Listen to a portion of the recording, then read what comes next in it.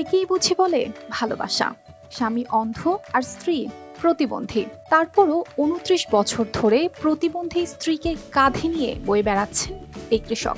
এ যেন ভালোবাসার এক অনন্য দৃষ্টান্ত, যেখানে চারদিকে চলছে পরকীয়া আর জীবনসঙ্গীকে ফেলে চলে যাওয়ার প্রতিযোগিতা, সেখানে এই দম্পতি যেন চলছে বিপরীত।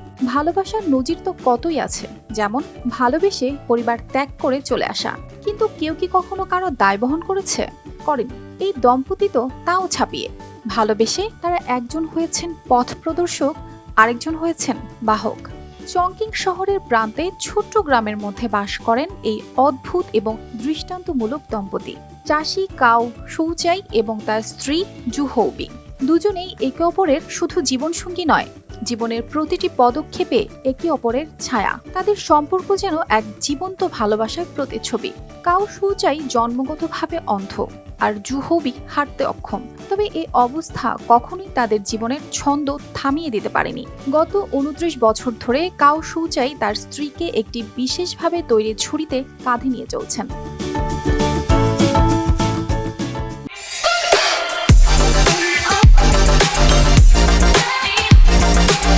গ্রামের ছোট্ট বাড়ির উঠোনে এক সকালবেলা দেখা গেল কাও শৌচাই ধীরে ধীরে তার স্ত্রীর দিকে এগিয়ে আসছেন। নিজের হাতে তৈরি ঝুড়িটি পিঠে নিয়ে জু হৌবিকে তুলে নেন। প্রতিদিনের মতো আজও তিনি তার স্ত্রীর প্রতিটি কাজের দেখভাল করছেন। খাওয়ার সময় এলে তিনি স্ত্রীর সামনে খাবার রেখে দেন, কারণ তিনি চান না স্ত্রী নড়াচড়া করে কষ্ট পান। জু হৌবি বলেন, আমি তার উপর পুরোপুরি নির্ভর করি। সবসময় আমাকে নিয়ে চলা তার জন্য সহজ নয়, কিন্তু সে কখনোই আমাকে কষ্ট পেতে দেয় না। কাও শৌচাইও জানান, আমাদের চারপাশের মানুষ মজা করে বলে তারা কখনো এমন দম্পতি দেখেননি যারা একে অপরের পাশে ২৪ ঘন্টা থাকে।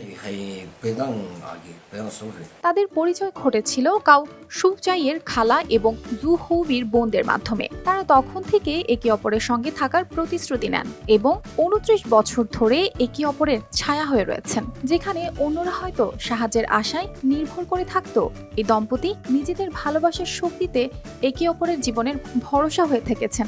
কাও শৌচাই তার স্ত্রীকে সবসময় আগলে রাখেন, যাতে তাকে এক মুহূর্ত কষ্ট পেতে না হয়। আর এভাবেই তারা ২৯ বছর পার করেছেন, এক মুহূর্ত পরস্পর থেকে আলাদা না থেকে।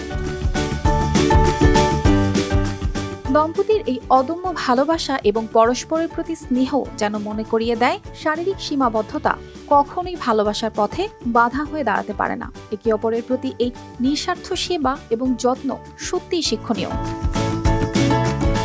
অর্পিতা জাহান, RTV।